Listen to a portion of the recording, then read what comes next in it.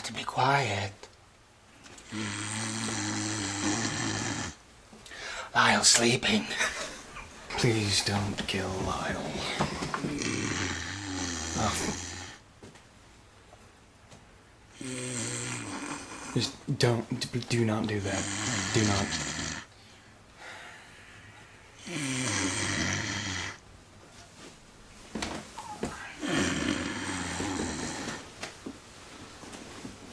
This is,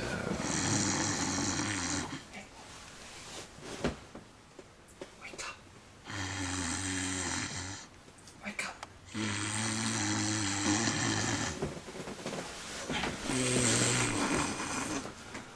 Wake up! Go to sleep!